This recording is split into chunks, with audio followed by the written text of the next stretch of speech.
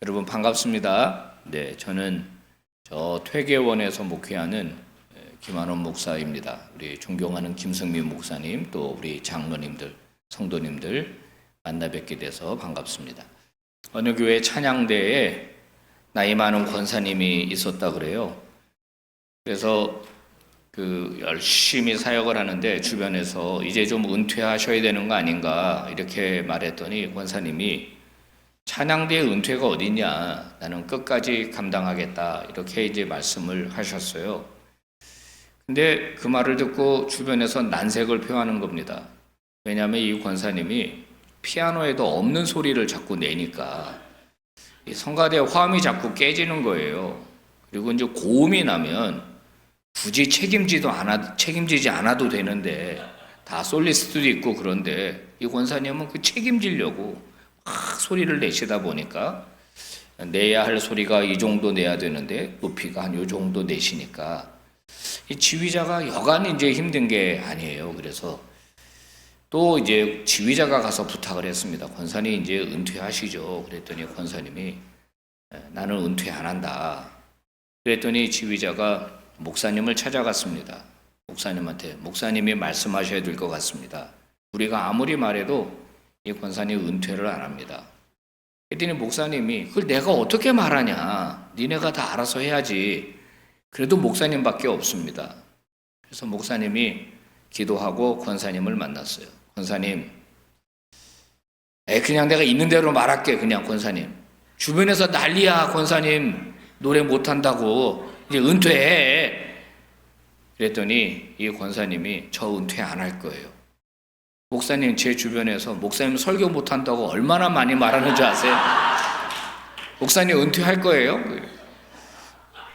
그래서 그 권사님 지금도 그 찬양대에서 계속 봉사하고 있다는 거예요. 오늘 우리가 읽은 이제 본문을 보면 은퇴하는 선지자가 등장을 합니다. 오늘 은퇴하는 분은 누구냐면 우리가 너무나 잘 아는 엘리야 선지자입니다. 엘리야 선지자는 하나님께 부름받고 한평생 귀하게 쓰임받았거든요. 정말 멋지게 쓰임받고 이제 은퇴가 얼마 남지 않았습니다. 여러분, 엘리야의 많은 사역 가운데 우리가 기억이 나는 게 하나 있죠. 뭡니까? 갈멜산에서의 영적 전투, 그죠? 850명의 바알과 아세라 선지자입니다. 850명이에요. 본인은 혼자, 혈혈단신, 누가 참신이냐? 너희들이 믿는 바알이 참신이냐, 내가 믿는 하나님이 참신이냐, 그러면서 영적 대결을 벌였었죠. 그때 어떤 일이 벌어졌습니까? 하늘에서 불이 내려왔는데 엘리야의 제단, 그죠? 물을 갖다 들이부었는데도 하늘에서 내려온 불이 엘리야가 쌓은 재물을 다 연락을 했습니다. 그래서 하나님이 참신이라고 하는 것을 많은 사람에게 보여줬죠. 엘리야가 활동했던 때는 북이스라엘 중에서 가장 어묵했던 시절입니다.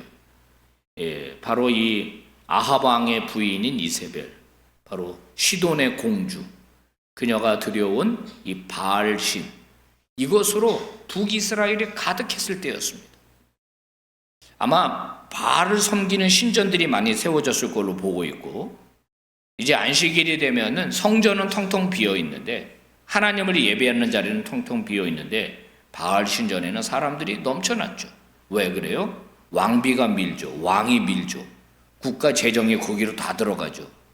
국가가 조직적으로 바알 신 섬기는 제사장 밀어주죠. 이러니까 북이스라엘에서 하나님은 존재 가치도 없었어요.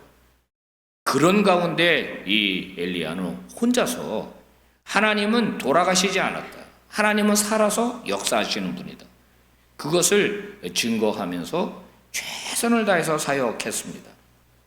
죽음의 위협은 또 얼마나 많이 느꼈습니까? 이세벨은 엘리야를 죽이려고 온갖 수단과 방법을 다 썼거든요. 그런데도 엘리야는 이제 사명을 다 마쳤고 이제 은퇴해야 합니다. 오늘 본문 1절 말씀을 보면은, 읽지는 않았습니다만은 하나님께서 이제 엘리야를 하늘로 데리고 가시려고 하고 있어요. 은퇴입니다. 이제 더 이상 사역하고 싶어도 엘리야는 사역을 할 수가 없어요. 그걸 직감한 엘리야는 이제 본인의 마지막 일정, 은퇴하기 직전 승천하기 직전에 마지막 일정, 본인이 애정을 가지고 길렀던 제자들, 본문에 이제 선지생도라고 나와요. 그러니까 엘리야가 하나님의 시대를 이제 열어두면서 이 선지생도들을 길렀는데 그들을 이제 돌아보고 마지막 승천하려고 하는 겁니다. 길갈, 베델, 여리고 이렇게 차례대로. 그런데 한 선지생도죠. 엘리야에게 따라 붙었습니다. 저를 좀 데려가시죠. 그러는 겁니다. 엘리야는 이 엘리사를 그렇게 반긴 것 같지를 않아요. 2절 앞부분에 보시면은 같이 한번 읽어볼까요? 시작. 엘리야가 엘리사에게 이르되 청하건대 너는 여기 머물라. 여호와께서 나를 베델로 보내시느니라. 지금 길갈이에요. 베델로 가려고 하는데 따라오겠다는 겁니다. 그랬더니 뭐라 그래요? 청하건대 여기 머물러라. 따라오지 마라 그런 뜻입니다. 나 이제 베델로 가야 돼. 따라오지 마. 너 여기 있어. 그렇게 탐탁하게 여긴 것 같지가 않아요. 그런데 엘리사는 끝까지 따라하겠다고 고집을 피웁니다. 자, 2절 하반절이죠. 읽어봅시다. 시작. 엘리사가 이르되 여호와께서 살아계심과 당신의 영혼이 살아있음을 두고 맹세하노니 내가 당신을 떠나지 아니하겠나이다. 눈치가 없는 친구인지 고집이 센 친구인지는 모르겠지만은 아니에요. 저는 머물러 있을 수가 없어요. 난 따라갈 거예요. 여러분, 이런 대화가 베델에서도 또 반복이 되고 여리고에서도 또 반복이 됩니다. 무슨 말이에요? 엘리야는 계속 떼어놓으려고 하고 있고 이 친구는 계속 따라붙겠다고 하는 겁니다. 눈치가 없는지 고집이 센 건지 어쨌든 그렇습니다. 주변에서는 뭐라 그래요? 주변에서 5절 앞부분입니다. 제가 읽어볼게요. 선지생도들이 하는 말입니다. 엘리사에게 여호와께서 오늘 당신의 선생님을 당신의 머리 위로 데려가실 줄을 알고 계십니까? 이게 무슨 뜻이냐면 여기에 담긴 뉘앙스는 왜 그렇게 귀찮게 하세요? 선생님 쿨하게 보내드리시죠. 선생님이 따라오지 말라 그러는데 왜 그렇게 달라붙으세요? 선지생도들은 제3자적 시점에서 엘리야의 승천을 바라보려고 했습니다. 정말 귀하게 쓰임받은 하나님의 종, 멋지게 은퇴하는 걸 다 보려고 하고 있습니다. 그게 매너 있는 행동이고 그게 당연히 제자로서 해야 될 일이라고 생각했습니다. 그런데 엘리사의 생각은 달랐던 것 같아요. 5절 하반절에 보면 뭐라 그러냐면 나도 알아. 내가 몰라서 이러는 게 아니야. 가만히 있어. 여기도 그 숨긴 뉘앙스, 뜻이 있죠. 무슨 뜻입니까? 나는 너희들에게 말 못하는 뭐가 있는 거야. 잘 모르면서 이래라 저래라 하지 마. 나도 알아. 승천하시는 거 알아. 이렇게 이야기하죠. 엘리사에게는 다른 동료들이 가지고 있지 않은 무슨 절박함이 있는 것 같습니다. 무슨 이유가 있는 것 같아요. 그래서 이제 어디까지 갔느냐? 요단강까지 갈라가 도착하게 됐습니다. 자, 여기서 보면 엘리야가 웃옷을 벗어요. 둘둘둘 말더니 그 옷으로 요단강을 딱 내리친 겁니다. 그랬더니 물이 갈라졌습니다. 그리고 엘리야가 그 사이를 건너가는 거예요. 엘리사도 따라 건너갔겠죠. 여러분, 요단강이 갈라지는 사건이 언제 있었습니까? 바로 이스라엘 백성들이 출애굽하고 광야 시대를 끝내고 가나안 땅에 들어가려고 할 때 그때 요단강이 한번 갈라졌죠. 그때는 어떻게 갈라졌어요? 여호수아가 명령을 했고 법궤를 맨 제사장들의 발이 요단강 안에 들어가니까 기적적으로 그 모맥을 거두던 시기, 그러니까 메추절인데 그때가 물이 제일 많을 때인데 요단강이 갈라졌습니다. 그리고 마른 땅처럼 거기를 건넜죠. 무슨 뜻이죠? 하나님이 여호수아와 함께 한다라고 하는 사인이에요. 그게 과거 홍해를 건널 때 모세를 통하여 홍해를 가르셨거든요. 그는 하나님이 내가 모세를 통하여 일한다라는 사인입니다.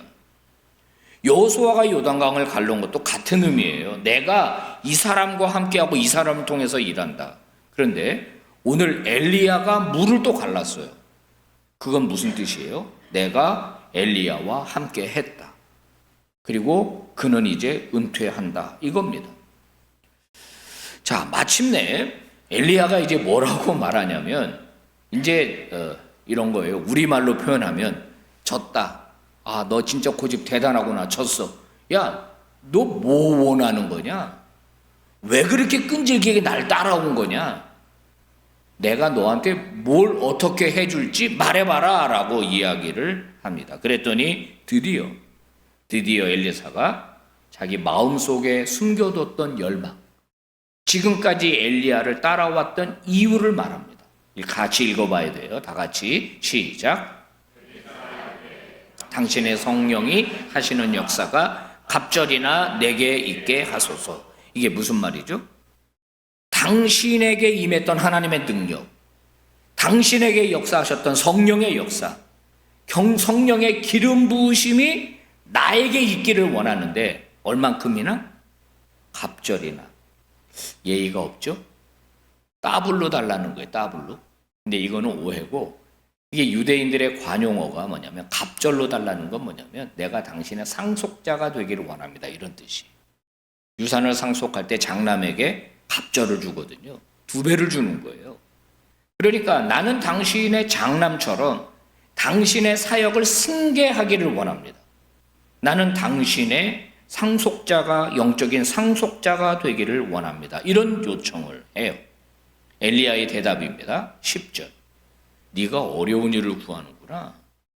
그거 내가 주고 싶다고 줄 수 있는 문제가 아니야. 내가 주기 싫다고 안 줄 수 있는 문제도 아니야. 그건 하나님이 하시는 일인데, 만약에 지금 하나님의 나를 데려가시는 이 초자연적인 신비의 역사를 이루실 때 네가 만약에 그걸 볼 수 있도록 하나님이 허락하신다면 너에게서 이루어질 거야. 만약에 허락하지 않으면 그 일은 이루어질 수 없어. 이렇게 대화를 나누고 있는데 갑자기 회오리 바람이 불기 시작합니다. 엄청난 회오리 바람이 불더니 불말과 불병거가 등장하고 엘리야는 하늘로 승천하면서 순식간에 사라졌습니다. 감사하게도 엘리사는 그걸 눈앞에서 봤어요. 엄청난 광경을 봤습니다. 하나님이 하신 일을 봤습니다. 살아계심을 목격했습니다. 그리고 시간이 지났는데 위에서 뭐가 툭 떨어집니다. 바로 엘리야의 겉옷입니다.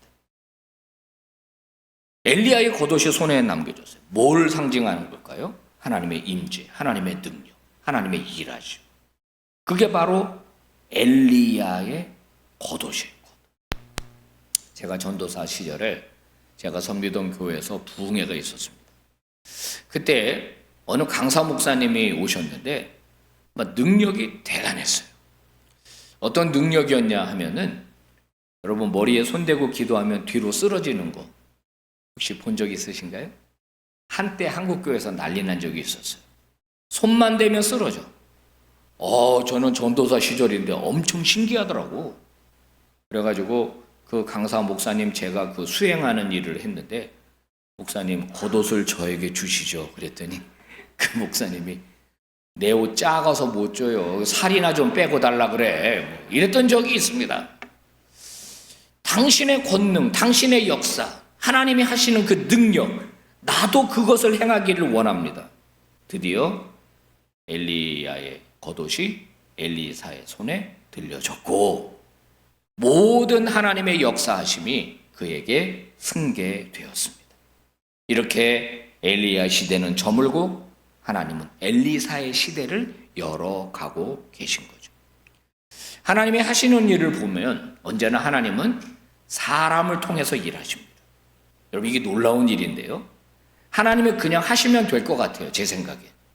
저 롯데타워 창공에다가 나는 살아있는 하나님이다 라고 하는 거 한 5분 동안만 써놓으시면 서울시 인구가 다 믿을 것 같은데, 하나님은 그렇게 안 하시고 전도의 미련한 방법을 쓰시잖아요. 전도의 미련한 방법이라는 게 뭔지 아시죠? 전도 대상자 정하고 그 사람 위해서 기도하고 그 사람 밥 사주고 커피 사주고 또 기도하고 공들이고 애쓰고, 그리고 이제 전도 축제에 가자고 그러면 또 거절당하고, 그래도 포기하지 않고 또 기도하고. 얼마나 미련해, 이게 미련해. 미련한 방법이에요, 이거. 에너지가 얼마나 들어가냐고. 하나님 그냥 딱 하시면 되는데, 그날 밤 그 여자 꿈에 나타나 주시면 되잖아. 따라가라, 이 한마디만 하시면 되잖아. 그럼 전도가 얼마나 쉽냔 말이에요. 교회 안 나오는 내 남편 꿈에 한 번만 나타나셔서 네 안에 따라가라 그러면 남편 전도 식은 죽 먹기인데, 하나님 그렇게 안 하시는 거예요. 하나님 언제나 사람 통해 일하시는데, 중요한 건 뭐냐면 한 사람의 시대가 끝나면 다음 사람을 일으키시는 방법으로 그 사역을 계속해 가시더라는 거예요. 대표적으로 누구를 들 수 있습니까? 모세. 모세의 시대가 끝나니까 누구의 시대가 열리든가요? 그래요. 여호와의 시대가 열려요. 하나님은 또 여호수아를 통해서 또 일하시는 거예요. 일하시는 거예요. 여러분, 하나님께서요, 사울 왕의 시대가 끝나고 나니까 누구를 준비하시죠? 다윗을 준비하세요. 그러면서 뭐라고 말하냐면 사무엘에게 내가 한 왕을 보았느니라. 그리고 말 안 해줘. 하나님이 준비하시는 거예요. 저는 이렇게 느꼈어요. 성경을 보면서 하나님이 사울 왕 다음으로 왕감을 찾으셨구나.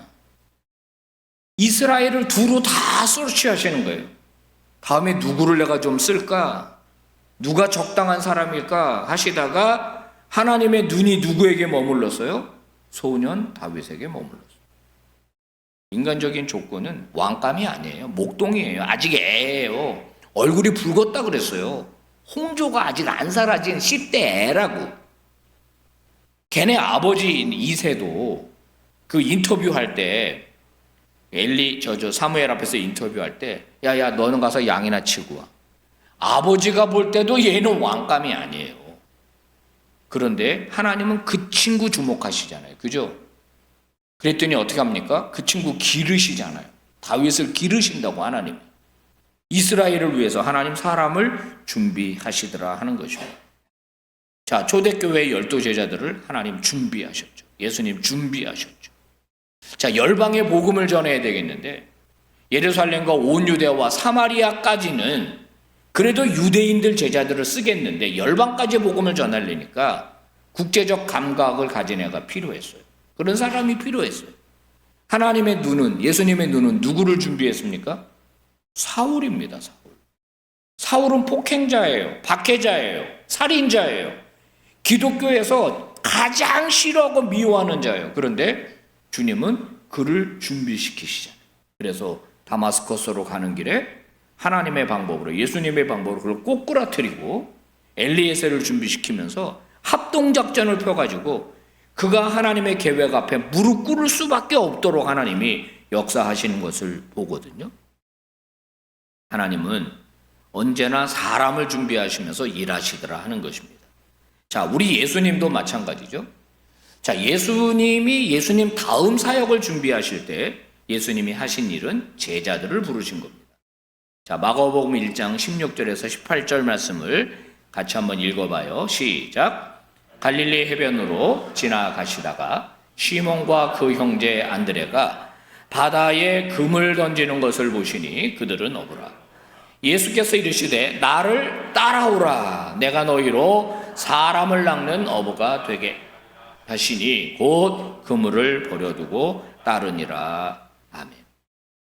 예수님이 제자들을 부르실 때 나를 따라오라 그랬습니다. 물리적으로 뒤를 졸졸졸졸 따라다니라는 얘기는 아닐 겁니다. 그죠? 이건 어떻게 하자는 얘기죠? 예수님의 삶의 그 안으로 그들을 초청한 겁니다. 예수님이 어떻게 기도하시는지, 예수님의 문제를 어떻게 해결하시는지, 예수님이 어떻게 말씀을 준비하시는지, 어떻게 설교하시는지 24시간 예수님을 보고, 예수님을 듣고, 예수님을 따르면서 배우게 하려고 하는 거예요. 일종의 도제식 교육입니다. 도제식 교육. 그러니까 학원같이 불러놓고 칠판에 적으면서 그렇게 하신 게 아니에요. 네가 몇 시간 이수하면 내 제자가 될 거다. 그런 게 아닙니다. 예수님의 삶을 통째로 열어주고 예수님을 보고 예수님을 느끼고 예수님을 따르고 예수님처럼 되게 하려고 예수님은 3년 동안 제자들을 준비시키셨죠. 바로 예수님의 방법이었습니다. 자, 오늘 우리가 교사 헌신 예배를 드리고 있는데요. 여러분, 우리는 어떤 교사가 되어야 할까요? 사도 바울에게서 그 대답을 찾을 수 있을 것 같습니다. 고린도전서 4장 15절 읽어봅시다. 시작. 그리스도 안에서 일만 스승이 있으되 아버지는 많지 아니하니 그리스도 예수 안에서 내가 복음으로써 너희를 낳았습니다. 예수님이 길러냈던 사도 바울이라고 하는 자가 고린도 교회에 보낸 편지에서 이런 이야기를 하죠. 스승이라는 단어와 아버지라고 하는 단어를 비교해서 설명하는 겁니다. 자, 스승은 1만 명이나 있다. 이거는 많다 그런데 가르치려고 하는 사람은 많다는 거예요. 가르치려고 하는 사람. 가르치는 일을 하는 사람을 누구라 그래요? 교사라 그래요. 선생님. 근데 바울은 스승이 되지 말고 뭐가 되라 그래요? 아버지가 되라는 거예요. 어머니가 되라는 뜻입니다. 그러면 스승과 아버지의 차이가 뭐예요? 공통점은 가르치는 거예요. 차이점은 뭐예요? 생명을 낳느냐 안 낳느냐 그 차이예요. 스승은 가르쳐요. 스승이 많으면요, 교회에 스승이 많으면 서로 싸워요. 너도 가르치고 나도 가르치고. 야, 네가 날 가르치려고 그래? 야, 너 예수 언제 믿었어? 이렇게 되고, 너 나이 몇이야? 네가 날 가르쳐? 이렇게 되거든요. 근데 교회 안에 영적 어미, 영적 아비가 많으면 어떻게 돼요? 새 생명이 탄생돼요. 바울은요, 자기를 여성 메타포를 사용해서 뭐라고 그러냐면, 나는 한 생명을 출산하기 위해 해산하는 고통을 마다하지 않겠다, 이런 얘기를 해요. 여성의 임신과 출산을 들어서 한 영혼 전도하고 한 영혼 길러내서 그리스도인이 되게 하는 것이 얼마나 힘든지 알지만 나는 기꺼이 그거 하겠다. 그러니까 영적 어미, 영적 아비가 되라. 그런 얘기를 하는 겁니다. 존 웨스터 호프 교수라는 분이 있습니다. 이분이 이제 19세기에서 20세기에 넘어오는 기독교 교육의 교수인데, 이분은 원래 전통적인 교회학교 분위기에서 성장한 분입니다. 그런데 이분이 그 전통적인 교회학교 시스템의 한계를 느껴요, 이분이. 그러면서 교육의 패러다임을 전환하자라고 하는 제안을 하게 됩니다. 무슨 말이냐? 기독교 교육이 교회 안에서 교사의 역할이 지나치게 인지 중심적이라. 외우게 하고 가르치는 것 중심이라. 제가 이분의 책을 읽으면서, 이분의 이야기를 들으면서 저의 교회학교 시절을 되돌아 보니까 그랬던 것 같아요. 많이 외웠어요. 선생님들을 많이 가르쳤어요. 침을 수도 없이 튀기면서 어린 시절 맨 앞에 앉아서 열심히 배웠어요. 근데 이분이 이런 얘기를 합니다. 형성이라는 단어와 전수라고 하는 단어를 사용하는데, 자, 한번 이렇게 됐습니다. 읽어볼까요? 시작.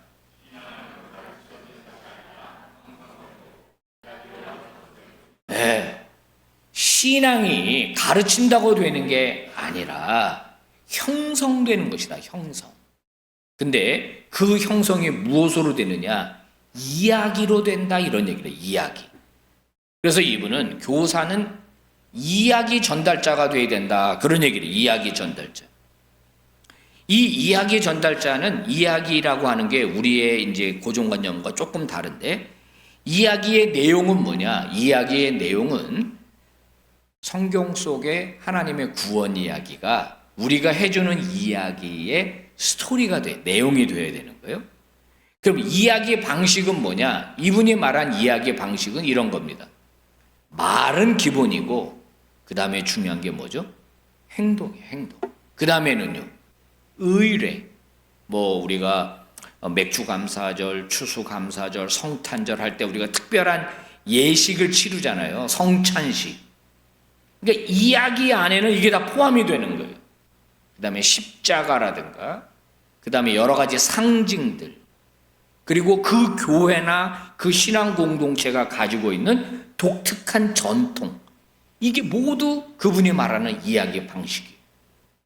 이야기를 통해서 아이들 안에 신앙이 형성되도록, 그러니까 가르치는 거로 끝내지 말고 이 아이들 안에 형성되도록 하라 겁니다. 그러면 교사의 역할은 뭐냐? 그 안에서 이야기 속에 살아있는 증인이 되고 그것을 삶으로 재현하는 사람이 교사다, 이런 얘기를 했습니다. 삶으로 재현하는 거예요. 그래서 이 교수는, 웨스트호프 교수는 신앙 공동체가 얼마나 중요한지를 강조합니다. 아이들은 공동체 안에서, 가정 공동체, 교회 공동체 안에서 믿음의 사람들과 함께 살면서 선생님들이, 부모님들이 전해주는 이 삶을 통한 스토리를 통해 신앙을 전수받는 거예요. 일상 속에서 부모가 아이에게 어떻게 신앙을 전수하는지, 선생님이 삶으로 어떻게 전수하는지가 너무 중요하다는 거예요. 여러분, 요즘 우리 한국교회 교육의 위기를 말할 때 대표적으로 등장하는 게 뭐냐면 가정과 교회의 분리입니다. 가정과 교회의 분리. 조금 설명해 볼게요. 일주일이 168시간이에요. 그러면 아이들이 교회 와서 예배드리고 분반 공부하는 시간은 1시간에서 길면 2시간입니다. 교회에 머무는 시간이에요. 168시간 중. 그러면 그 중에서 예배드리고 뭐 애들이랑 놀고 뭐 찬양하고 실제로 선생님과 만나서 분반 공부를 보통 하는데 평균 분반 공부 시간이 몇 분일 것 같아요? 20분이 안 됩니다. 이게 연구 결과에서 나온 거예요. 그리고 아이들은 집에 가요. 그러면 자, 넉넉 잡아서 2시간이라고 칩시다. 168시간 중에 166시간은 집이나 학교에 있어요. 자, 그러면 2시간 교회에 있는 걸로 신앙교육을 다 했다고 볼 수 있겠느냐 하는 점이에요. 그러면 가정에서 부모가 1차적 교사거든요. 아이들을 가르치는. 그러면 교회 얘기, 예수님 얘기, 성경 얘기 얼마나 많이 할까요? 95% 이상이 안 합니다. 집에서 안 해요. 예수 얘기 안 해요. 십자가 얘기 안 해요. 그러면 주로 무슨 얘기 할까요? 나머지 얘기는 다 해요. 주로 공부하라, 씻어라, 청소해라, 일어나라, 너는 왜 그 모양이냐, 지혜비 닮아서, 이런 거, 미안해요. 그런 거 하는 거예요. 잔소리 그냥. 그리고 주일이 되면 교회 안 가? 빨리 교회 가. 그럼 얘는 또 교회 갑니다. 애가 교회 갔다 오면 오늘 뭐 배웠니? 전도사님이 뭐라고 하시던? 물어보는 부모가 없는 거죠. 뭐예요? 단절이에요, 단절. 어떻게 신앙이 형성될 수 있겠어요? 어떻게 신앙이 전수될 수 있겠어요? 그래서 교회, 학교와 가정은 긴밀하게 협력해야 돼요. 긴밀하게 협조해서 아이에게 신앙이 형성될 수 있는 최대의 전략을 찾아야 되는 겁니다. 자, 이분이 하는 이야기입니다. 아이들은 우리가 뭘 가르쳤는지보다 무엇을 함께 나누며 살아냈는지를 평생 기억한다. 자, 집안에 있는 교사인 부모, 교회에 있는 교사인 선생님, 무엇을 함께 나눴는지, 즉 이런 거예요. 우리 엄마는 우리 집이 어려움이 닥치니까 기도하더라. 우리 엄마. 아이가 눈을 떴는데 엄마가 자기 발을 붙잡고 기도하는 소리를 듣는 거예요. 애가 눈을 떴는데 엄마가 골방에서 성경을 읽는 모습을 보는 거예요. 우리 아버지가 실직을 했는데 우리 엄마 아빠는 싸우지 않고 믿음으로 승리해 나가시더라. 이거는 아이들이 평생 기억하는 거예요. 저는 원미동교회도 그럴 거라고 생각하는데 1년에 특세를 3번 합니다. 그러면 애들을 다 데리고 오라 그래요. 잠자더라도 들쳐업고 나와라.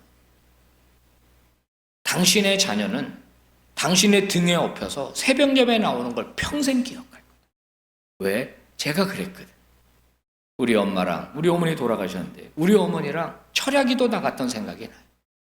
우리 어머니랑 어른 부흥에 참석했던 기억이 나요. 새벽에 어머니 손을 붙잡고 교회 갔던 생각이 나요. 그게 제 평생을 좌우하는 거예요. 나를 붙잡고 눈물 흘렸던 우리 어머니, 나를 위해 기도하셨던 우리 어머니, 그거를 잊어버릴 수가 없어요. 사랑하는 여러분, 하나님의 역사는 계속되어야 합니다. 엘리야의 시대가 저물면 엘리사의 시대가 열려야 되는 거예요. 오늘 나는 예수 믿고 여기에 있어요. 그러면 내 자녀의 시대로 계속되어야 하는 거예요. 만약에 계속되지 않는다, 그러면 끝나는 거죠. 그런 의미에서 여기에 교회학교 교사뿐만 아니라 우리 모두는 스승이 되어야 합니다. 선생님이 되어야 돼요. 교회에 오는 아이들을 길러내야 할 책임이 있는 겁니다. 자, 오늘 엘리사는요, 엘리야에게 당신의 겉옷을 내게 주십시오.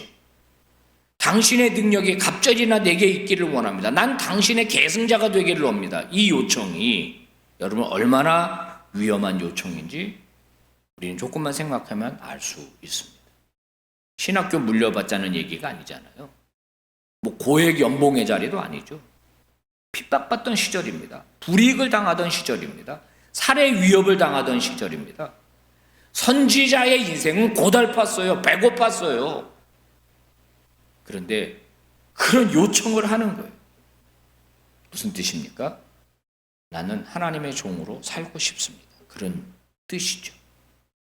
나는 하나님의 종으로, 당신이 그렇게 살았어. 내게 불이익이 오더라도 나는 하나님의 종으로 살겠습니다. 교회에서 인정받지 못해도 내 돈 쓰면서 아이들 가르쳐도 나는 아이들을 길러내는 교사로 살겠습니다라고 하는 바로 그런 요청 아니겠어요? 우리가 살아가는 시대는 발빠르게 영적인 가치를 인정하지 않는 시대로 접어들었습니다. 예수님이 꿈꾸셨던 하나님의 나라가 점점 쇠약해지는 것 같습니다.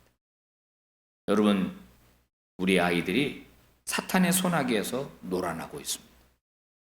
점점 예수님의 손에서 세상의 손으로 넘어가 빼앗기고 있습니다. 누가 아이들을 잡아줄 겁니까? 누가 아이들에게 영적인 기틀을 잡아줄 것입니까? 누가 이 타락한 세대에 브레이크를 잡을 것입니까? 사람을 길러야 합니다. 다음 세대를 길러야, 청년들을 길러야, 교회 학교 아이들을 길러내야 합니다. 전체를 다 할 수는 없지만 내가 맡은 아이들이라도 길러내야 합니다. 제가 기억하는 아주 훌륭한 선생님이 한 분 있습니다. 지금은 별세하셨는데 전재욱 장로님이라는 분이에요. 제가 다니던 교회에 시무 장로님이셨는데 이 장로님은 중학교도 제대로 나오지 못한 분입니다. 정말 나중에 알았어요. 근데 이분은 교회 학교의 진심이셨어요. 제가 그 교회 청년부 회장 했다가 그 교회에서 신학교를 가고 그 교회에서 교육전도사가 됐습니다. 제가 제일 처음 맡았던 부서는 유년부였어요. 1, 2학년. 근데 그 장로님은 3, 4학년을 가르치는 초등부 선생님이셨어요. 근데 주일마다 통계가 나오잖아요. 유년부 몇 명 모여서 초등부 몇 명 모여서. 초등부가 월등하게 많은 거예요. 다른 부서보다. 그 장로님 때문에 그래요. 보통 5, 6명, 7, 8명 정도 한 반에 아이들이 있는데 그 장로님 반은 40명에서 50명이에요. 안 놀래. 우리는 뭐 웬만해서는 놀래지 않아요. 그죠? 제가 다시 한번 해보겠습니다. 그분의 반은 40명에서 50명 정도 돼요. 또 너무 또 약간 가증스럽고 좀 그렇긴 한데 그래도 좋은 반응 보여주셔서 감사합니다. 그러니까요, 그분이 있는 부서는요, 다른 교회, 다른 부서보다 애들이 출석 인원이 훨씬 많은 거예요. 근데 그 장로님이요, 그 아이들이 성장하잖아요. 그러면 소년부로 올라가세요. 그러면 이제 소년부 부서가 엄청 많은 거예요, 애들이. 그분이 어떻게 하나 봤습니다. 그분은 그야말로 삶을 보여주시더만. 그렇게 편지를 쓰시고 엽서를 쓰시고 그 시대에 전화를 거시고 아이들의 부모님과 소통하시고 토요일이 되면 신방을 하시고 아이를 만나러 가시고, 그래서 그분 반은 40~50명이에요. 분반 공부 어떻게 하나 봤거든요. 보통 선생님들은 자, 출석부 부릅니다. 출석. 누구 왔니 안 왔니 이러는데 그분은 출석 부르면 분반 공부가 끝나. 그러니까 딱 보면 누구 안 왔네 탁탁탁 그냥. 그리고 아이들과 성경 이야기를 하시는 거예요. 안타깝게도 그분이 위암이 걸립니다. 위암이 걸려서 한번 치유됐다가 재발이 돼가지고 돌아가시게 됐는데, 제가 이제 그분의 임종을 제가 어떻게 지키게 됐어요. 이야기를 듣고 제가 너무 존경하는 장로님이었기 때문에 달려갔는데 이제 집에서 숨을 거두시더라고요. 장례를 치르는데 저는 장례식장에 아이들이 그렇게 많이 오는 건 처음 봤습니다. 문상객이 다 애들이에요. 와서 막 우는 거예요. 선생님 그러면서 저는 또 막 또 눈물이 날라 그래요. 그때 생각만 하면 애들이 막 우는 거예요. 선생님 하면서. 그분은 돈도 많이 못 벌었어요. 교회에서 그렇게 존재감이 많지 않았어요. 장로님이었지만 공부도 많이 못하신 분이에요. 그분 직업은 어느 회사에서 이렇게 차로 운전하면서 딜리버리 하는 그런 일이었어요. 뭐 대단한 직업은 아니잖아요. 그죠? 충분히 돈을 못 버니까 부인 권사님이 미장원을 운영하셨던 그런 분이에요. 야, 제가 그때 이런 생각했습니다. 나도 죽으면 청년들이 와서 이렇게 울어줄까? 그때 제가 청년부하고 있었거든요. 이분이야말로 진짜 리더구나. 이분이야말로 진짜 참 선생이구나. 사랑하는 여러분, 오늘 교사 헌신 예배를 드리는 교사 여러분, 그리고 성도 여러분, 우리 안에 다음 세대를 향한 거룩한 열망이 살아나야 합니다. 요즘 애들 다 안 나니까, 다 그러니까 그냥 그대로 받아들이지 않았으면 좋겠어요. 이거 어떻게 뒤집어 볼까? 이거 어떻게 살려볼까? 이 아이들에게 어떻게 복음을 전수해 볼까? 얘네들에게 어떻게 신앙을 계승시켜 줄까? 그러면서 그 거룩한 열망. 사랑하는 교사 여러분, 한번 손 들어보세요. 교사 손 들어보세요. 고맙습니다. 고마워요. 일단 박수 한번 쳐주세요.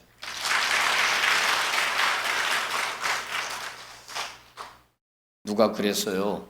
그 일반 사회에 3D 업종 있잖아요. 뭐 덴저러스, 더티 뭐 이런 거 3D. 교회 안에 3D 업종이 교사라 그러더라고요. 그래서 제가 왜 그렇게 분류하냐 그랬더니 일단 대부분의 교회 학교는 지하에 있다는 거예요. 지하에. 그리고 열악하다는 거예요. 그 다음에 교사로 봉사하는 걸 교인들이 아무도 모른다는 거예요. 그게 3D 업종이래요. 그런데 교회에서 꽃처럼 인기 있는 또 봉사 자리가 있대네. 성가대가 그렇다는 거예요. 왜 그러냐 그랬더니 성가대, 이제 원미동 교회도 저기 따로 앉으시고 이렇게 성가대석이 따로 없는데요. 제가 섬기는 교회도 따로 없거든요. 그냥 여기 앉으시라고 나와서 하는데 다 여기 이렇게 있잖아요. 그죠? 성도들이 이렇게 마주 보는 거예요. 항상 예쁘게 화장하고 항상 딱 앞에 있는 거예요. 그리고 멋지게 찬양 쫙 하고 그리고 들어가는 거죠.